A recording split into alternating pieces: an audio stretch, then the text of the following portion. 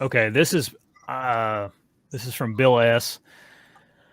Okay, Dan or Josh, do you have tips on getting to and from your stand on public land? How I'm going to kind of rephrase this question a little bit, Bill. Do you, Dan? How important do you, or how much do you think about how to get into your stand when you're going into a spot on How to public? get into my stand or how to get to my position. He says tips on getting to and from your stand on public Okay. land. All right. So to is much more important to me than from. Yeah. Um, I usually hunt a stand once, so when I get done, I just burn it and I leave. The only difference is if I know there's something around that I want to target, then I got to sneak out. Then it gets a little difficult. But getting to my stand is very important. I'm thinking about what that deer's monitoring, sight, sound, um, smell, and then figuring out the best, cleanest route to get in there. I mean, there's times when I'm hunting next to the parking lot and I'm walking a freaking half mile in a huge looping circle to get to hunt the buck. There's a spot in hill country where in western Wisconsin where there's a parking lot that's down between two giant hills on public land, and there's an axis that goes straight out from that parking lot. And the biggest buck on that property is always sitting right above that parking lot, watching that parking lot. There's just a perfect ridge there. It's right along the road. Number one, you'd have to climb a cliff from the road to get up there. Number two, the parking lot is right below this hill. Nobody's going to park in that parking lot and climb this hill right alongside the road up there.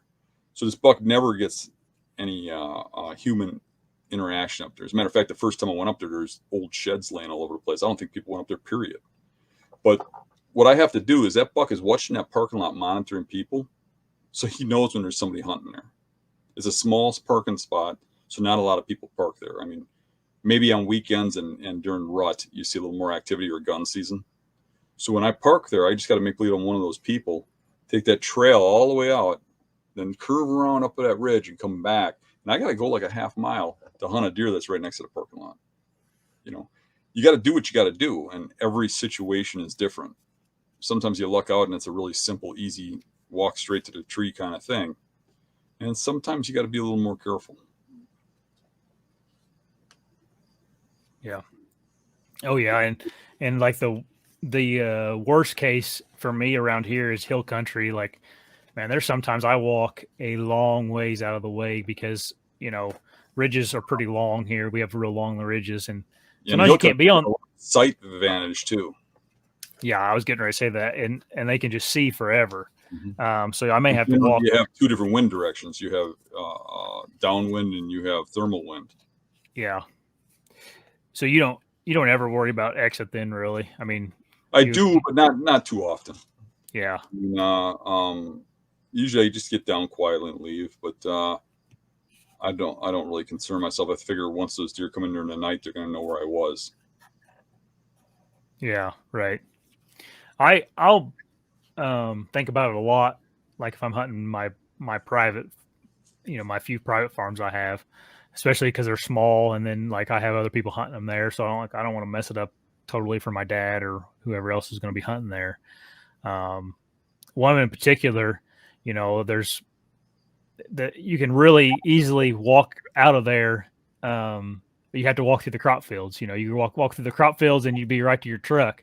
But it's Mm-hmm. like that's where most of the deer are. Whenever you're leaving, most of the deer have made their way out to those crop fields, and it's like you leave 30 minutes after daylight's out, then just walk through the middle of that crop field. It's like, man, you could be boogering up, and like people will say like, I don't hurt anything. And it's like, maybe not for most deer, but the deer you want to shoot, a big buck, I don't think they care if they see you during the day or at night. They don't like it. Yeah, That's my so opinion.